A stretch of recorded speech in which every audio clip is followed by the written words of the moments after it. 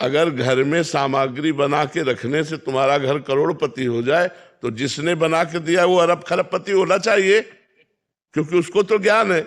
तुम्हें अंगूठी पहनाने से भाग्य बदल जाए तो इसी से समझो कि इसके पास तो हजारों अंगूठियां, इसका तो भाग्य ऐसा होना चाहिए कि सोने के महल में बैठ के अंगूठी बेचना चाहिए।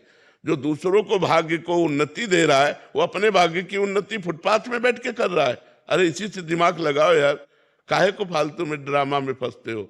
नाम जप करो, भगवत अनुष्ठान करो, परोपकार करो, इससे तुम्हारा मंगल होगा। जो परोपकारी है उसका सदैव मंगल होता है।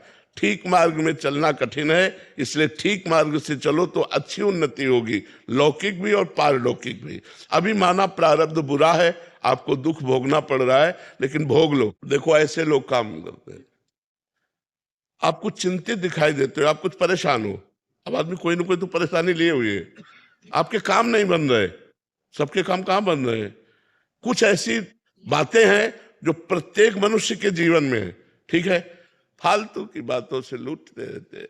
बिना सत्य पर चले, बिना धर्म पर चले, बिना तप किए कोई उन्नति को प्राप्त नहीं होता। आज जो उन्नतिशील है, पूर्व का पुण्य उनका काम कर रहा है। वर्तमान में पाप कर रहे हैं और पूर्व का पुण्य काम कर रहा है, तो आपको लग रहा है देखो पाप करते हुए भी अच्छे जी रहे, लेकिन कल उनका जब नाश होगा वो तुम नहीं देख पाओगे। कल जब उनका पतन होगा वो तुम नहीं देख पाओगे। देखो जहां हम मन को लगाना चाहते हैं, हमें बार बार उसका चिंतन करना पड़ेगा, हमें उसके विषय की जानकारी करनी पड़ेगी, हमको उसी विषय में लगे रहना पड़ेगा। भगवान में लगाना पड़ता है क्योंकि भगवान को हम देख नहीं रहे। तो हम सुन तो सकते हैं भगवान की चर्चा, कैसे भगवान है, क्या क्या लीला भगवान ने की।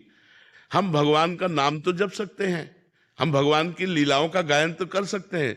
अगर दो चीज हम कर लिए, श्रवण कीर्तन, तो तीसरा सुमिरन।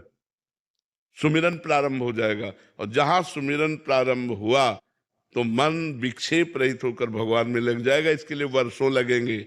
अभ्यास करो, बार बार नाम जप करो भगवान का। जब मन जाए, जहां जाए वहां से हटाकर भगवान में लगाओ।